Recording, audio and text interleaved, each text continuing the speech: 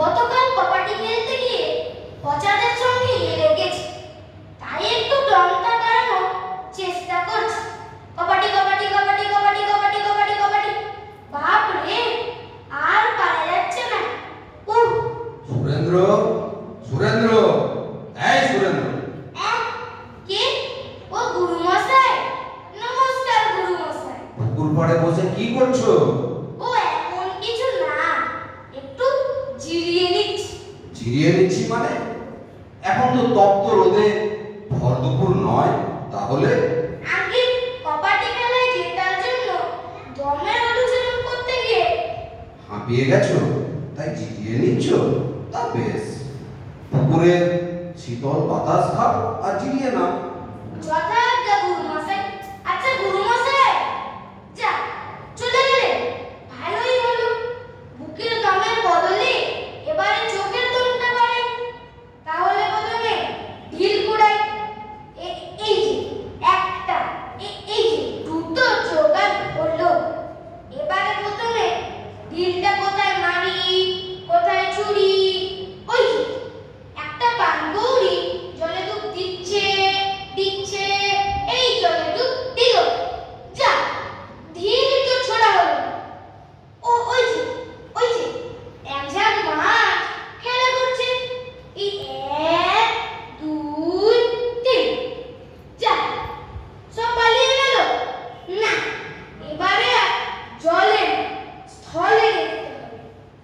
ওই যে একটি ছেলে একটা পাখিকে ডেকে ঢিল ছুটছে, তাহলে আমিও ছুরি।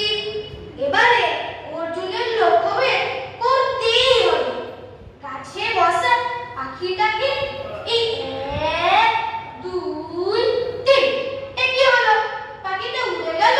হায় হায় হায় হায় হায় হায়।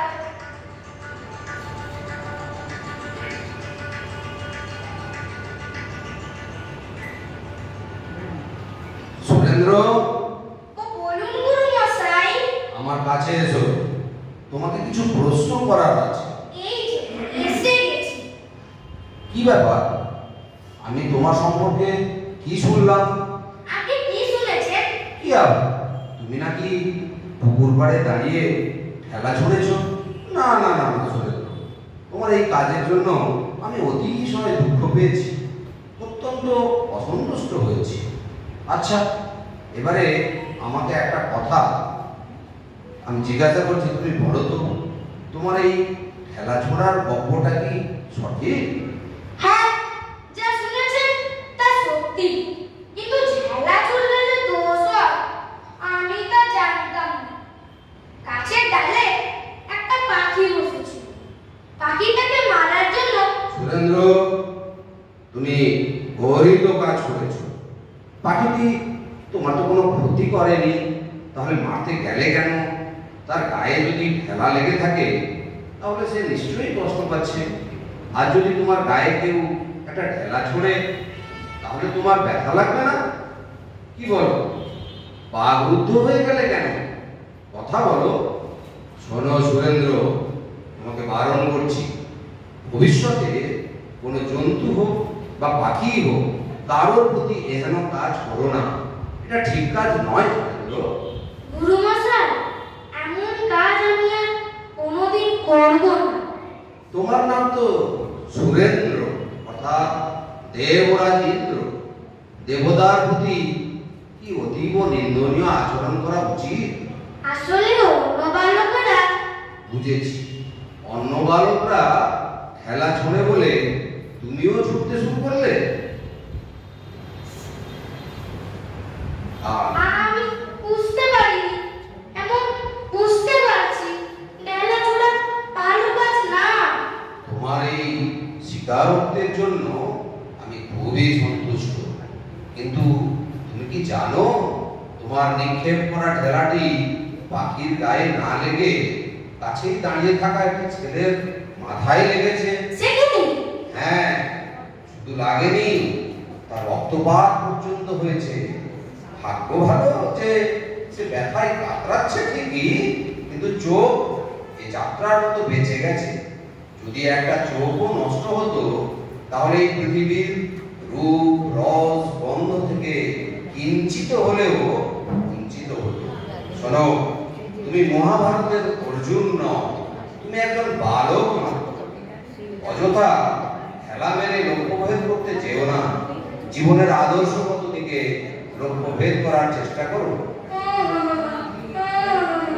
আমি আপনাকে কথা দিচ্ছি, এমন খারাপ কাজ আর কোনোদিন করব না। আমাকে ক্ষমা করে দিন গুরু মশাই। তুমি নিজের দোষ যখন স্বীকার করলে, আবার ভবিষ্যতে এমন নিন্দনীয় কাজ করবে না বলে অঙ্গীকার করলে, এতেই আমি সন্তুষ্ট। আমিও যৎসামান্য গর্ববোধ করছি যে শিক্ষার অঙ্গনটা শুধু পুঁথিগত না হয়ে ন্যায় অন্যায় বোধ জাগরিত হলো। বাকি রইল শুধু আদর্শগত দিক। আমিও কথা দিচ্ছি, তোমাদের মতো ছাত্রদের আমি যেন আদর্শের দিশা দেখাতে পারি, ভবিষ্যতের আলোর দিক নির্ণয় করতে পারি। যাও সুরেন্দ্র, ঘরে ফিরে যাও। যাচ্ছি। নমস্কার গুরু মশাই, নমস্কার।